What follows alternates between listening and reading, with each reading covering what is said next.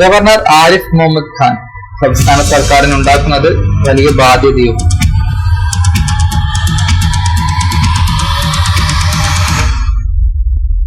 സംസ്ഥാന സർക്കാർ ഗവർണർ പോര് കേരളം മുമ്പെങ്ങും കണ്ടിട്ടില്ലാത്ത തലത്തിലേക്കാണ് കാര്യങ്ങൾ ഇപ്പോൾ നീങ്ങിക്കൊണ്ടിരിക്കുന്നത്. ഇപ്പോഴിതാ ഗവർണർക്കെതിരെ പുതിയ കണക്കുകളുമായി രംഗത്തെത്തിയിരിക്കുകയാണ് സംസ്ഥാന സർക്കാർ.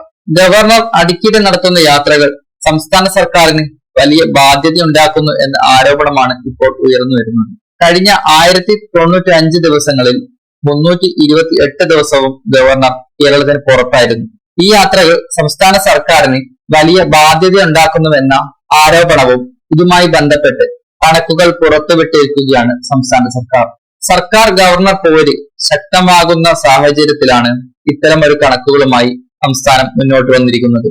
ഏറ്റവും കൂടുതൽ വിമാനയാത്ര നടത്തിയ ഗവർണർമാരുടെ പട്ടികയിലും ഇടം നേടിയിരിക്കുകയാണ് ആരിഫ് മുഹമ്മദ് ഖാൻ.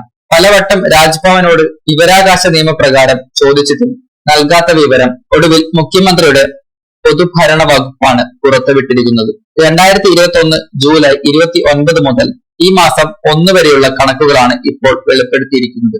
2019 സെപ്റ്റംബറിലാണ് ആരിഫ് മുഹമ്മദ് ഖാൻ കേരള ഗവർണറായി ചുമതലയേറ്റത്.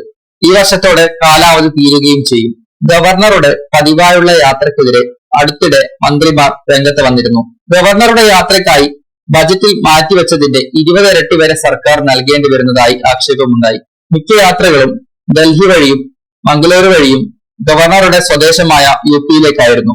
മുംബൈ, ചെന്നൈ എന്നിവിടങ്ങളിലേക്കും പലവട്ടം ഇതിനോടകം ഗവർണർ യാത്ര ചെയ്തു കഴിഞ്ഞു. ഗുജറാത്ത്, തെലങ്കാന, ഹരിയാന, ആസം, ഗോവ, ബംഗാൾ, ഉത്തരാഖണ്ഡ് എന്നീ സംസ്ഥാനങ്ങളിലേക്കും ഗവർണർ യാത്ര നടത്തിയിരുന്നു. ഗവർണർ കേരളത്തിന് പുറത്തു പോകുമ്പോൾ സംസ്ഥാന സർക്കാരിനെ അറിയിക്കണമെന്ന ചട്ടമുണ്ട്. ഇതനുസരിച്ച് ലഭിച്ച വിവരങ്ങളുടെ അടിസ്ഥാനത്തിലാണ് പൊതുഭരണ വകുപ്പ് കണക്കുകൾ പുറത്തുവിട്ടിരിക്കുന്നത്. ഗവർണറുടെ യാത്രാ ചിലവുകൾ വഹിക്കുന്നത് കേരള സർക്കാരാണ്. രാജ്ഭവന്റെ മറ്റ് ആവശ്യങ്ങൾക്കും സർക്കാർ പണം നൽകണം. SFIയുടെ പ്രതിഷേധങ്ങൾ ശക്തമായതോടെ ഗവർണർക്ക് CRPF സുരക്ഷ കേന്ദ്രം ഏർപ്പെടുത്തിയിരുന്നു. അതുകൊണ്ട് തന്നെ സുരക്ഷയുടെ ഭാഗമായി കേരളത്തിലെ ഗവർണറുടെ യാത്രയും സുരക്ഷയുമായി ബന്ധപ്പെട്ട് സർക്കാർ വഹിക്കേണ്ട ചിലവുകൾ കുറയുന്നതാണ് സർക്കാരിന്റെ ഏക ആശ്വാസം. ഡൽഹിയിലേക്കും ഉത്തരേന്ത്യൻ സംസ്ഥാനങ്ങളിലേക്കുമാണ് ഗവർണറുടെ നിരന്തര യാത്രകൾ. ഉന്നത വിദ്യാഭ്യാസ സ്ഥാപനങ്ങളിലെ പ്രഭാഷണങ്ങൾക്കായാണ് ഇതിലേറെ യാത്രയും ഗവർണർ നടത്തിയിരിക്കുന്നത്. മാസത്തിൽ 5 ദിവസത്തിലേറെ ഗവർണർമാർ സംസ്ഥാനത്ത് നിന്നും വിട്ടുനിൽക്കരുതെന്നാണ് ചട്ടം. ഇത്തരം വ്യവസ്ഥകൾ കാറ്റിൽ പറത്തിയാണ് ഗവർണറുടെ യാത്രകൾ എന്ന വിമർശനമാണ് സംസ്ഥാന സർക്കാർ മുന്നോട്ട് വയ്ക്കുന്നത്.